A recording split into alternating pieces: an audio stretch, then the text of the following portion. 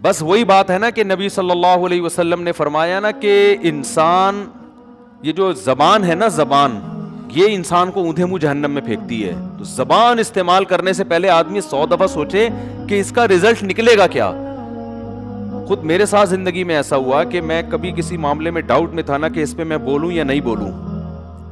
میں نے اس تجربوں سے ایک بات سیکھی ہے کہ کوئی بات میں نے بولنی تھی تو میں سوچ رہا تھا کہ بولوں یا نہیں بولوں. 50% یہ تھا کہ بول دینی چاہیے، 50% یہ تھا کہ نہیں بولنی چاہیے. تو جب بھی ایسا ڈاؤٹ ہوا ہے تو بولنے کے بعد ہمیشہ پچھتاوا ہوا ہے کہ نہ بولتا تو اچھا تھا. اور میں نے تجربوں سے یہ سیکھا ہے کہ جب تک کسی کے بارے میں 100% اطمینان نہ ہو جائے نا کہ یہاں بولنا ہی درست ہے تو اس وقت تک بولنے کی ضرورت نہیں ہے، خاموش رہ لو. تبھی شاعر نے کہا ہے ما ان ندمت علی سکوتی مرتن وَلَقَدْ نَدِمْتُ عَلَى الْكَلَامِ مِرَارًا. کہہ رہے میں زندگی میں بہت سے موقع پہ مجھے بولنے کا موقع رہا مگر میں خاموش رہا. ایسی خاموشی پہ مجھے کبھی ندامت نہیں ہوئی، لیکن ایسا بہت دفعہ ہوا کہ میں بولا اور مجھے ندامت ہوئی کہ کاش میں خاموش رہتا. اسلام میں اصل ہے خاموشی. جب تک بولنے کی کوئی بہت واضح وجہ موجود نہ ہو، آپ کو پتا ہے کہ اب نہیں بولا تو فتنہ ہوگا، اس وقت تک آپ خاموش رہیں، بولے نہیں. سمجھ میں آ رہی ہے بات کہ نہیں؟ دیکھو دنیا زندگی ہمیشہ ایک اصول پہ گزارو، یہ سب کے لیے اصول ہیں اور یہ فقہا نے فقہ میں اصول بیان کیا ہے. اور میں سمجھتا ہوں یہ فقہا کا اصول ہے تو فقہ کا، لیکن یہ ہماری زندگی کے ہر شعبے میں اپلائی ہوتا ہے. یہ سمجھتے ہو کہ نہیں سمجھتے؟ وہ یہ ہے کہ جب بھی کوئی چیز سوچا کرو نا تو اس میں یہ سوچو کہ اس میں اصل کیا ہے، اس میں اصل کیا ہے. جب تک اس اصل کے خلاف دلیل نہ ہو، مضبوط دلیل نہ ہو، اس اصل ہی پہ قائم رہو. تھوڑا میں ڈیفائن کروں گا تو بات کھوپڑی شریف میں انشاءاللہ بیٹھے گی. ہر چیز میں اصل کیا ہے، جب تک اس اصل کے خلاف مضبوط دلیل نہ ہو آپ نے اس کے خلاف نہیں جانا. مثال کے طور پر شریعت کا ایک اصول ہے، آپ نے وضو کر لیا، ہو گیا نا وضو آپ کا. ابے بھائی وضو کر لیا تو ہوگا نہیں تو کیا ہوگا؟ کوئی وہمی بیٹھا ہے تو اس کا تو شاید نہیں ہوگا، لیکن نارمل آدمی جب وضو کرتا ہے تو وضو. وہ ایک سے کسی نے پوچھا نا کہ تو بغیر وضو ہی نماز پڑھتا ہے، یار ایسے نماز نہیں ہوتی. اس نے کہا میں تو 10 سال سے پڑھ رہا ہوں، میری تو ہو رہی ہے. تو وہ والا ہونا مراد نہیں ہے. جب آپ وضو کرتے ہیں تو وضو ہو گیا نا. اب جب آپ آئے 1 گھنٹہ گزر گیا وضو کیے ہوئے، اب آپ نماز کا ٹائم آ گیا، آپ کو وضو کرنا تو یاد ہے، اب آپ تردد میں ہو یار ٹوٹا ہے یا نہیں ٹوٹا. تو شریعت کہتی ہے اصل کیا تھا؟ وضو. جب تک ٹوٹنے کا یقین نہ ہو آپ کیا سمجھیں گے؟ وضو باقی ہے. اب اس کے خلاف جب تک مضبوط دلیل نہیں ہوگی وسوسوں سے نہیں ٹوٹے گا. آپ نماز پڑھ لو، اللہ نماز قبول کرے گا. بالفرض اگر ٹوٹ بھی گیا ہوگا نا تو اللہ نماز قبول کر لے گا، اس لیے کہ آپ کو ٹوٹنا یاد نہیں ہے. سمجھ رہے ہو؟ اس کے برعکس ایک اور مثال، آپ نے وضو کیا ہی نہیں ہے، آپ نے وضو، آپ کو یاد ہی نہیں ہے کہ آپ نے وضو کیا ہے. اب نماز کا ٹائم آ رہا ہے، آپ سوچ رہے ہیں یار میں نے وضو کیا بھی ہے کہ نہیں کیا. تو اصل کیا ہے؟ وضو نہیں کیا. جب تک کرنے کا یقین نہ ہو شریعت کہتی ہے آپ کا وضو بولو نا نہیں ہے. دونوں مثالیں الٹ ہو گئی نا. اصول ایک ہی ہے، الاصل بقاء ما کان علی ما کان. اصل یہ ہے کہ جو چیز جیسی تھی ایز اٹ از ویسی ہے، جب تک کہ اس کے خلاف دلیل نہ ہو. تو اس سے فقہ کے بہت سارے مسائل فقہ نے حل کیے ہیں. آپ گئے تالاب، وضو کرنا ہے آپ نے، تالاب میں پانی ہے، امکان ہے بھائی کسی کتے نے پیشاب کر دیا ہو، کتے نے منہ ڈال دیا اس میں ہے، بھائی کسی نے کوئی گندگی پھینک دی ہو. تو شریعت کہتی ہے جب آسمان سے پانی برستا ہے، زمین سے نکلتا ہے تو وہ پاک ہوتا ہے. جب تک ناپاک ہونے کی دلیل نہیں ہوگی ہم اس کو کیا سمجھیں گے؟ پاک. وضو کرو، نماز پڑھو، پتلی گلی سے نکلو. ایسا نہیں کہ یہاں کھڑے ہو کر تحقیقات شروع کر دی، یار کوئی کتا تو نہیں آیا تھا، ایسے تو پتہ نہیں کہاں کہاں کتے جا رہے ہیں. بھائی کتوں کی اپنی ایک دنیا ہے. تو ہر چیز میں ایسا ہی ہے.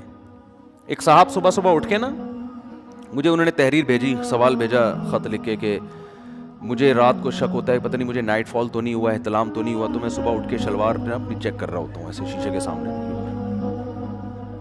کوئی نشان تو نہیں ہے. تو میں نے ان سے کہا یار کتنی گھٹیا معیوب حرکت ہے، صبح صبح اٹھو، وضو کرو، نماز پڑھنے جاؤ. بھائی کیوں؟ نائٹ فال میں اصل کیا ہے کہ نہیں ہوا. جب تک ہونے کا یقین نہ ہو تو ہم کیا کہیں گے؟ نہیں ہوا. بھائی ہر آدمی کو اصل تو یہ کہ نہیں ہوتا، کبھی کبھار ہو بھی جاتا ہے.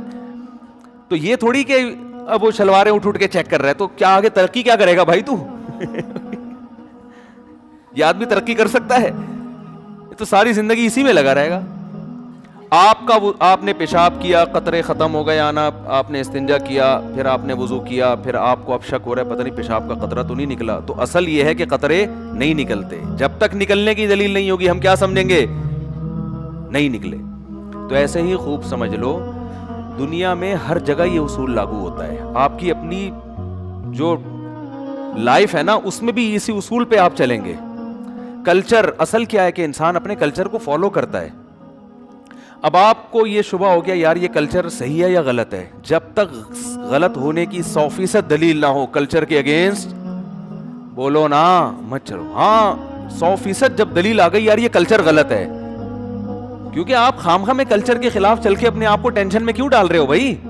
آپ کیا ہے کلچر ہے, کوئی بھی کلچر ہو سکتا ہے.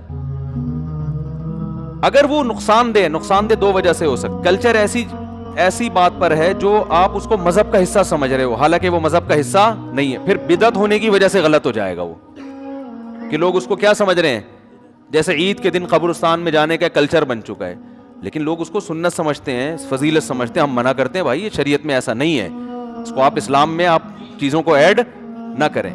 اور بعض دفعہ کلچر یہ ہوتا ہے کہ وہ شریعت کے ایسا تو نہیں ہوتا کہ بدعت ہو, لیکن اس کے سائیڈ ایفیکٹ بہت ہوتے ہیں, جیسے جہیز.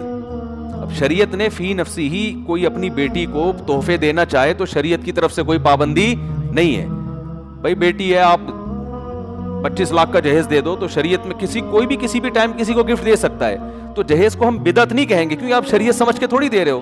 لیکن یہ رسم ایسی ہے کہ اس کے سائیڈ ایفیکٹ اس کے فائدوں سے زیادہ ہیں.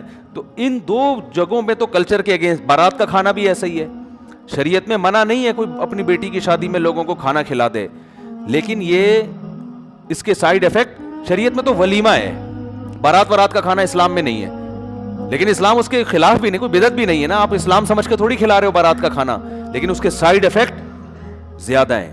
کہ بیٹی کی شادی پہ اسلام چاہتا ہے کہ باپ کا خرچہ نہ ہو, اور آپ کے خرچے یہ ایک رسم بن چکی ہے, اس کے سائیڈ ایفیکٹ زیادہ ہیں. تو جب تک کوئی یقینی دلیل نہ ہو کلچر کے خلاف, آپ نے اس کلچر کے خلاف نہیں چلنا. بعض لوگ ایسی تقریریں کرتے ہیں بس کلچر کے, وہ تو آدمی بالکل ہی پاگل ہو جاتا ہے نا, وہ الٹا چل رہا ہوتا ہے. لوگ ایک معاشرے میں ایک عبرت کا نشان بن جاتا ہے وہ آدمی کہ یار یہ ہمارے گھر میں کوئی عجیب ہی چیز پیدا ہوئی ہے, ٹھیک ہے نا, ہر بات میں یہ سب کے اگینسٹ جا رہا ہوتا ہے.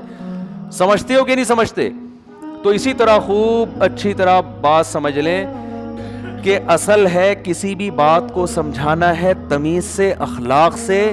اس کو اخلاق کی مٹھاس اس میں جتنی گھول سکتے ہیں گھولیں, چاہے ابا ہو چاہے بیٹا ہو. اصل میں باپ یہ سمجھتا ہے, ماں یہ سمجھتی ہے کہ میری بیٹی ہے تو میں جیسے چاہوں بات کروں اس سے, کیونکہ میری کیا ہے بیٹی. یہ غلط ہے. آپ کا بچہ ہے, آپ کا بیٹا ہے, آپ کا شاگرد ہے, آپ کا ملازم ہے. اصل یہ ہے کہ آپ نے اس سے تمیز سے, اخلاق سے, مسکرا کے ہی بات کرنی ہے. اب کبھی بعض دفعہ ایسا ہوتا ہے آدمی کہتا ہے یار یہ اب تمیز نہیں, ابھی تو غصے والی بات ہے. تو پہلے سوچو کہ 100% جب تک آپ کو یقین نہ ہو کہ اب غصے کے بغیر کام نہیں چل سکتا 100%, اس وقت تک آپ کے لیے غصہ کرنا جائز نہیں ہے.